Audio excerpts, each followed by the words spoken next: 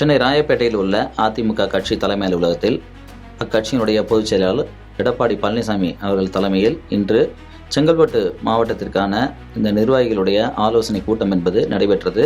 இந்த கூட்டத்தில் செங்கல்பட்டு கிழக்கு மற்றும் மேற்கு மாவட்டங்களைச் சேர்ந்த மாவட்ட செயலாளர்கள், ஒன்றிய செயலாளர்கள், பேரூராட்சி நிர்வாகிகள் என அனைத்து தரப்பு நிர்வாகிகளும் பங்கேற்றிருந்தார்கள். இந்த கூட்டத்தில் எடப்பாடி பழனிசாமி அவர்கள் பல்வேறு கருத்துக்களை தங்களுடைய நிர்வாகிகளுக்கு தெரிவித்திருக்கிறார். குறிப்பாக கட்சியிலிருந்து செல்பவர்கள் செல்லட்டும், அதனால் எந்த பிரச்சனையும் இல்லை, நீங்கள் கட்சி பணியை தொடர்ந்து ஆற்றுங்கள் என்று கருத்தை தெரிவித்திருந்தார். அதேபோல வரக்கூடிய சட்டமன்ற இடைத்தேர்தலில் அதிமுக வெற்றி பெற வேண்டும். குறிப்பாக செங்கல்பட்டு மாவட்டத்துக்கு உட்பட்ட மதுராந்தகம் தொகுதி தற்பொழுது காலியாக இருக்கிறது. அங்கு இடைத்தேர்தல் நடைபெறும் பட்சத்தில் அங்கு அதிமுக கட்டாயம் வெற்றி பெற்றே ஆக வேண்டும் என்ற கருத்தை தெரிவித்திருக்கிறார். அது மட்டுமல்லாமல் கழக தோழர்கள் எந்தவித சுணக்கமும் இல்லாமல் கட்சி பணியை ஆற்ற வேண்டும், கட்சி வளர்ச்சிக்கு தொடர்ந்து உங்களுடைய பங்களிப்பை அளிக்க வேண்டும்.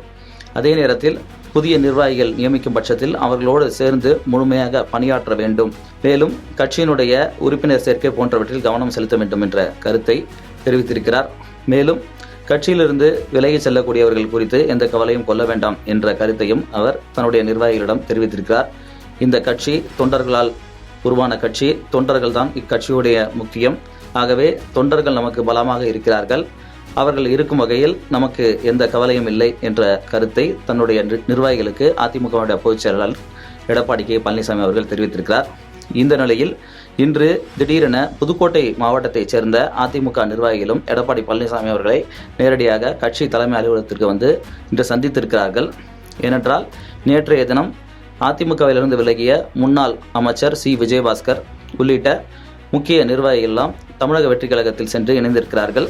ஆகவே அவர்கள் இணைந்தது மட்டுமல்லாமல் அதிமுகவினுடைய பலரும் இங்கிருந்து, அதாவது புதுக்கோட்டை மாவட்டத்திலிருந்து பலரும் தமிழக வெற்றி கழகத்துக்கு வந்து விட்டார்கள், மொத்தமாக சென்று விட்டோம் என்பது கருத்தினை சி விஜயபாஸ்கர் அவர்கள் தெரிவித்திருந்தார்.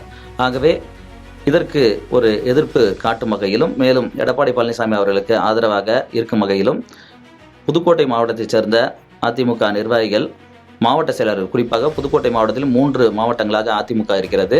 இந்த 3 மாவட்டங்களை சேர்ந்த மாவட்ட செயலாளர்கள், அதேபோன்று ஒன்றிய பேரூர் கழக நிர்வாகிகள் எல்லாம் நேரடியாக வந்து எடப்பாடி பழனிசாமி அவர்களை சந்தித்து, நாங்கள் அதிமுகவில் தான் இருக்கிறோம், அதிமுக நிர்வாகிகளும் தொண்டர்களும் உங்களோடு தான் இருக்கிறோம் என்ற கருத்தை நேரடியாக தெரிவித்திருக்கிறார்கள். அவர்களோடும் அதிமுக பொதுச் செயலாளர் எடப்பாடி பழனிசாமி அவர்கள் பல்வேறு கருத்துக்களை தெரிவித்து அறிவுரைகளை வழங்கியிருக்கிறார்.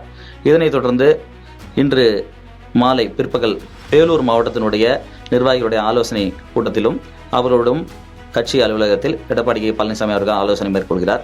இப்படி இன்று ஒரே நாளில் காலையில் செங்கல்பட்டு மாவட்டத்திற்கும் மாலையில் வேலூர் மாவட்டத்திற்கும் நிர்வாகிகளுக்கான இந்த ஆலோசனையை மேற்கொண்டு வருகிறார். குறிப்பாக கடந்த சட்டமன்ற தேர்தல் முடிவுகளை தொடர்ந்து அதிமுக பல்வேறு சிக்கல்களையும் இன்னல்களையும் சந்தித்து வருகிறது. குறிப்பாக எடப்பாடி பழனிசாமி அவர்களுக்கு எதிர்ப்பு தெரிவித்து போர்க்கொடியை கட்சியினுடைய முக்கிய நிர்வாகிகள் எடுத்திருந்தார்கள். எஸ்பி வேலுமணி உள்ளிட்ட 47 சட்டமன்ற உறுப்பினர்களில் 25 பேர் தமிழக வெற்றி கழகத்துக்கு ஆதரவாக சட்டமன்றத்தில் நடைபெற்ற ஃப்ளோர் டெஸ்டில் வாக்களித்திருந்தார்கள். இப்படி 25 பேர் போர்க்கொடி தூக்கியிருந்தார்கள். அப்புறம் படிப்படியாக அவர்கள் எல்லாம் மீண்டும் எடப்பாடி பழனிசாமி அவர்களுடைய தலைமைக்கு வந்திருந்தாலும் இன்னும் சற்று ஒரு மனக்கசப்போட நிலையிலேயே எஸ்பி வேலுமணி அவர்கள் உள்ளிட்ட மூத்த நிர்வாகிகள் இருந்து வருகிறார்கள்.